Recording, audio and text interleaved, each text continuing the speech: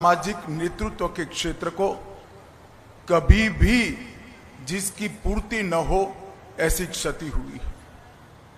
ये गड्ढा जो बादल साहब के जाने से शून्यता जो पैदा हुई है,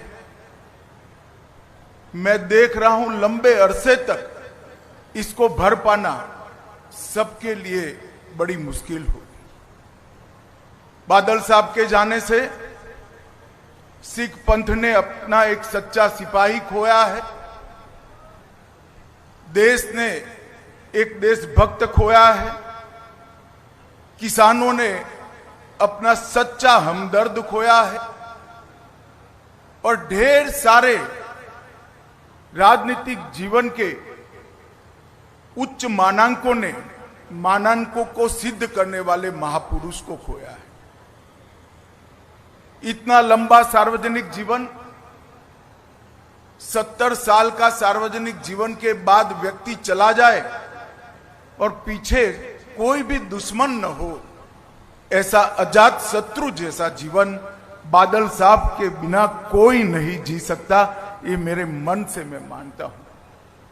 मैं अनेक बार बादल साहब को मिला हूं, जब भी मिला कुछ सीख पाकर गया, जब भी मिला चेतना प्राप्त कर गया। इन्होंने हमेशा सच्चा रास्ता दिखाने का प्रयास किया। दल तो हमारे दो अलग थे, परंतु हमेशा उन्होंने वो ही कहा जो मेरे दल के लिए भी सही था। इतनी पारदर्शिता के साथ राजनीतिक जीवन में सलाह देना ये महामानव के सिवा कोई नहीं कर सकता।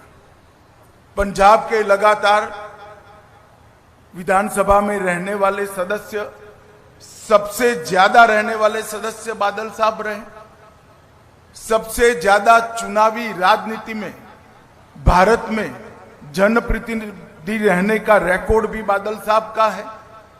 5 बार पंजाब के मुख्यमंत्री बने और मैं रिकॉर्ड के आधार पर कह सकता हूं, नए पंजाब की नींव डालने का काम श्री प्रकाश सिंह बादल ने किया। सरदार प्रकाश सिंह बादल के जाने के साथ ही भाईचारे का सरदार चला गया। पूरा जीवन हिंदू सिख एकता के लिए पूरा जीवन उन्होंने समर्पित किया। राजनीति में कई विरोध झेलने के बावजूद सबको एकजुट रखने के लिए बादल साहब हमेशा प्रयासशील रहे। अभी सरदार सुखबीर जी बता रहे थे, बादल गांव में मंदिर भी बादल साहब का बनाया हुआ है, मस्जिद भी बादल साहब की बनाई हुई है और गुरुद्वारा भी बादल साहब का बनाया हुआ है। साच अर्थ में ऐसे व्यक्ति को दिया लेकर भी ढूंढेंगे तो देश के राजनीतिक जीवन में, सामाजिक जीवन में कभी भी नहीं मिल पाएगा। 1970 से लेकर आज तक जब भी देश के लिए खड़ा होने का मौका आया, बादल साहब ने कभी पीठ नहीं दिखाई। सार्वजनिक जीवन में सबसे लंबा समय जेल के अंदर रहकर सिद्धांतों के लिए, पंथ के लिए संघर्ष करने वाला कोई व्यक्ति था तो सरदार प्रकाश सिंह बादल थे। इमरजेंसी की बात हो, मैं तो बहुत छोटा बच्चा था मगर मेरे पार्टी के बड़ों से मैंने सुना, अकाल प्रकाश सिंह बादल अकाली दल में चट्टान की तरह इमरजेंसी के खिलाफ खड़े रहे, लोकतंत्र की रक्षा के लिए। कारगिल युद्ध हो, कोई भी लड़ाई हो या आतंकवाद की परछाई हो, हर जगह पे बादल साहब ने आसमान जितने ऊंचे व्यक्तित्व को ढाल की तरह देश के हितों के साथ खड़ा पाया।